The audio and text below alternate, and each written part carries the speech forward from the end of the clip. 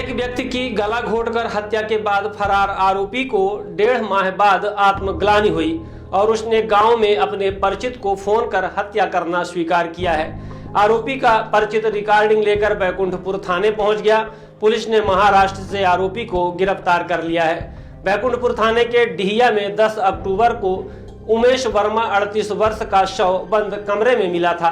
प्रथम दृष्टया मौत के कारण सामने नहीं आने पर पुलिस मर्ग कायम कर जांच कर रही थी। युवक की मौत सामान्य नहीं बल्कि उसकी गला घोंटकर हत्या की गई थी।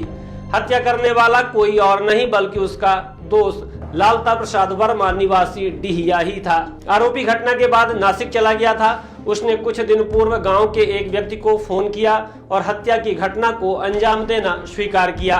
पड़ोसी ने उसकी कॉल रिकॉर्ड कर पुलिस को सुनाया तो पूरा मामला सामने आते ही एसपी विवेक सिंह ने थाना प्रभारी विजय सिंह के नेतृत्व में टीम गठित की और उसे नासिक भेजा। आरोपी वहां कैटरिंग का काम करता था, जिसको गिरफ्तार कर रीवा लाया गया है। पूछताछ में उसने दोस्त की हत्या करना स्वीकार किया है। आरोपी को हत्या की ग्लानि हो रही थी, जिस पर उसने गांव के परिचित को फोन कर अपना दर्द बयां किया और इस हंती हत्या का पर्दाफाश हो गया। बताया जाता है कि शराबखोरी के दौरान विवाद हुआ था।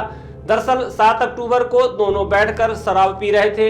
इसी दौरान उनके बीच विवाद हुआ तो उमेश ने लालता के सीने और गुप्तांग में लात मार दी, जिससे वह अचेत हो गया। कुछ देर बाद जब लालता को होश आया तो नशे की हालत में अचेत पड़े उमेश का गला घोंट दिया था, जिससे उसकी मौत हो गई।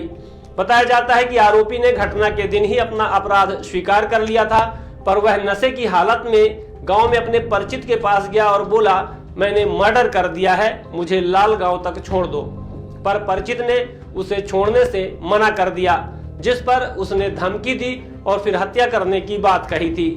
लेकिन वह इतनी अधिक शराब पी रखी थी कि लोगों ने उसकी बातों पर भरोसा नहीं किया और वह वहां से चला गया। आपको यह भी बता दें कि आरोपी ने युवक की हत्या 7 अक्टूबर को कर दी थी और शव कमरे में पड़ा था। उनके घर के आंगन में तुलसी की क्यारी बनी हुई थी, जिसमें प्रतिदिन युवक की भाभी दीपक लगाती थी। 10 अक्टूबर को जब दीपक लगाने गई तो काफी दुर्गंध आ रही थी। उन्होंने कमरे में जाकर देखा तो अंदर शव पड़ा था। यह भी बताया जाता है कि मृतक युवक अपने परिवार के साथ पुणे में रहता था।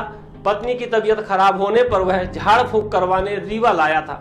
घटना दिनांक को पत्नी बच्चों को लेकर मायके चली गई थी और वह घर में अकेले था, जहां आरोपी के साथ बैठकर शराब पीने लगा। उसके बाद हत्या कर दी गई थी।